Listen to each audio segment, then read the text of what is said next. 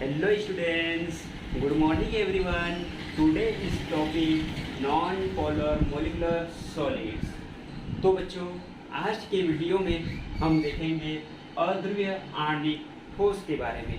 इससे पहले के वीडियो में हम लोगों ने देखा था आणविक ठोस के बारे में, तो यह हमारा आणविक ठोस का ही प्रकार है। तो चलो बच्चों इसके बारे में देखते हैं।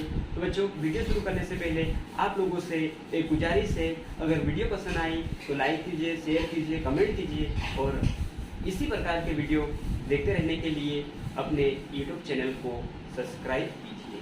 चलो बच्चों देखते हैं हम अध्रुवीय आणविक ठोस के बारे में।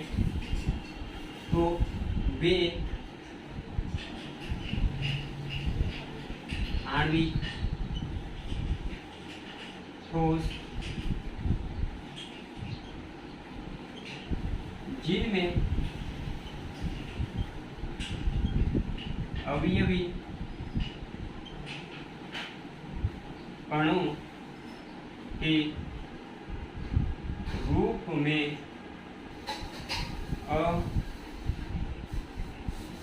अध्रुवीय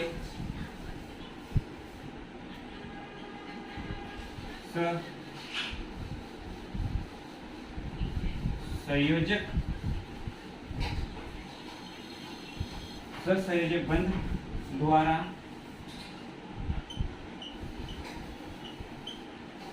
निर्मित अणु पाए जाते हैं।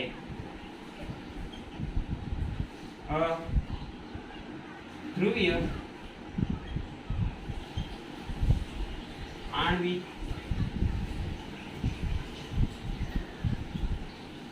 ठोस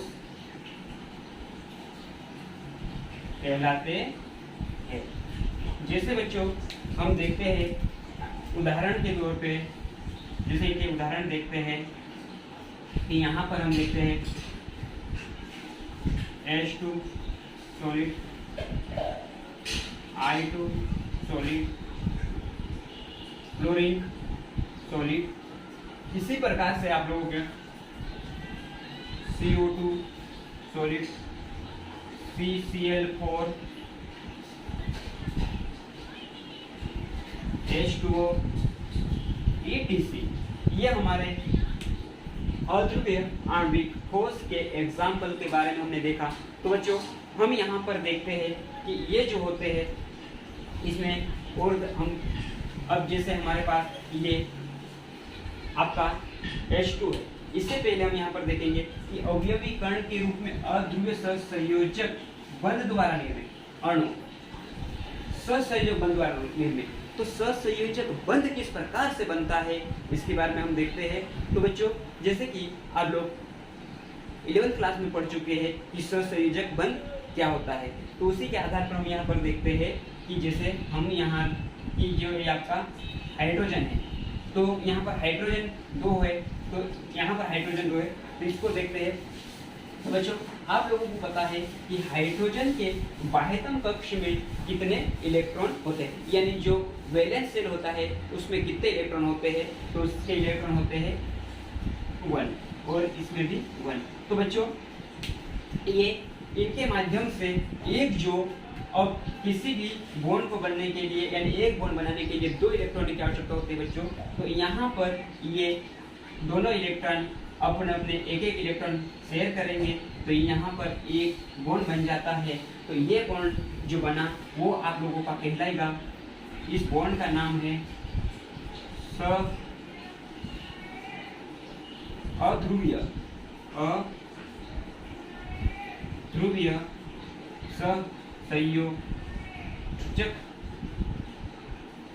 बंध कहलाता है।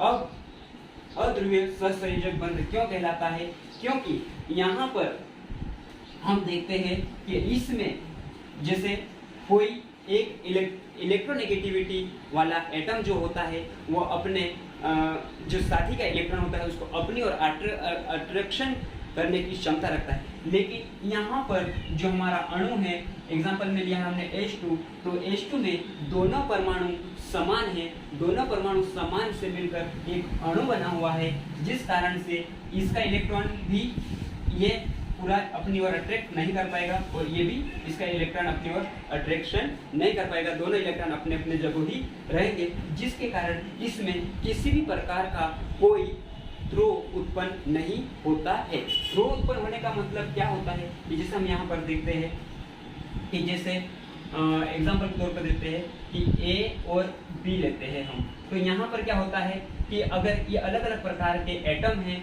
और ये ज़्यादा इलेक्ट्रोनेगेटिव वाला अगर एटम रहेगा तो क्या होगा कि यहाँ से अगर ये जो बॉन्ड बना हुआ है तो ये वाला ज़्यादा इलेक्ट्रोनेगेटिविटी यानी मोर इलेक्ट्रोनेगेटिविटी होने के कारण क्या करेगा, अपने साथी के इलेक्ट्रॉन को अपनी ओर अट्रैक्ट करने की ज़्यादा क्षमता रखता है, जिसके कारण इसका इलेक्ट्रॉन इधर की ओर ज़्यादा शिफ्ट हो जाता है, जिसके कारण यहाँ पे आप लोगों के जो पोल्स उत्पन्न हो जाते हैं, ध्रुव उत्पन्न हो जाते हैं, जैसे यहाँ पे पार्शियल पॉजिटिव चार्ज और पार्शियल नेगेटिव चार्ज, यानी आंशिक धन आवेश और आंशिक ऋण आवेश। ऐसा क्यों हुआ?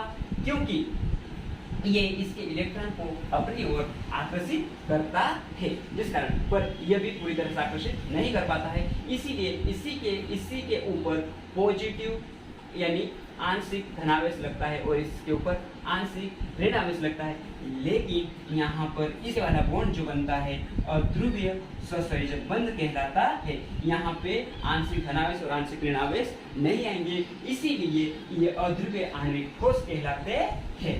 तो इसी प्रकार से हम इसमें आगे देखते हैं। ये हमने एक अणु के बारे में बात करी और भी इसी तरह से कई अणु आपस में जुड़ते जाएंगे, तो यहाँ पे ये इसे बनते जाएंगे, तो ये इस प्रकार से बनते जाएंगे, तो ये परमाणु भी आपस में जुड़ेंगे।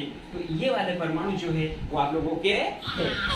तो बच्चों ये जो हमारा होता है अध्रुवीय सहसंयोजक बंध द्वारा जुड़े होते हैं, और इसी प्रकार से ये जो हमारे दिखाई दे रहे हैं ये वंडर वाल्स बल द्वारा जुड़े होते हैं।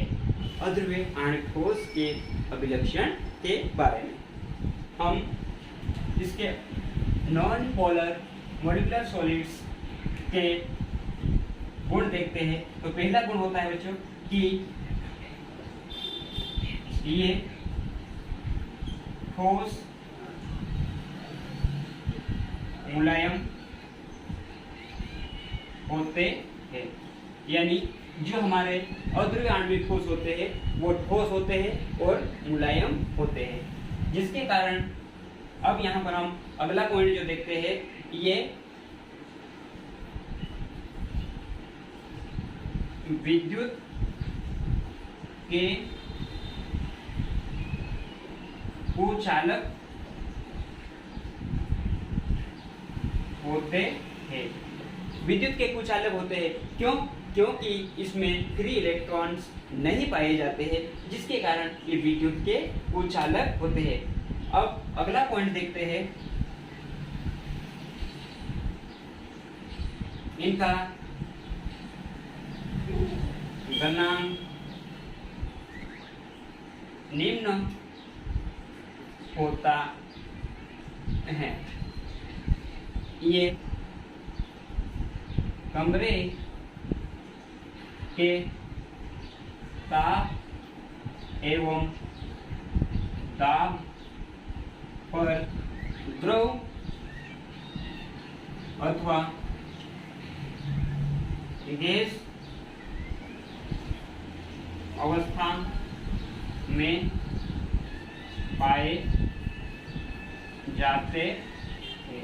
अब क्या होता है कि यहाँ पे हमने देखा इनका गलनांक कम होता है। इनका गलनांक कम होता है कहने का मतलब ये हमने ऊपर देखा कि ये दुर्बल वंडर वाल बल द्वारा जुड़े होते हैं, जिसके कारण उसको किसी प्रकार का आघात पहुंचाने पे, ठोकर मारने पे या फिर किसी न किसी प्रकार से उसको उष्मा देने से वो आसानी से टूट जाता है, जिसके कारण इनका गलनांक जो होता है निम्न होता है। और ये कमरे के ताप एवं दाब पर द्रव या फिर गैसीय अवस्था में पाए जाते हैं। लेकिन एक अपवाद भी है इसमें। अपवाद ये है कि आयोडीन में ऐसा नहीं होता है। तो बच्चों आज हमने देखा कि ये अध्रुवीय आणविक ठोसों के बारे में। तो बच्चों अब हम अगले वीडियो में देखेंगे कि पोलर मॉलिक्यूलर सॉलिड्स के बारे में। तो बच्चों आज के वीडियो में इतना ही। धन्यवाद।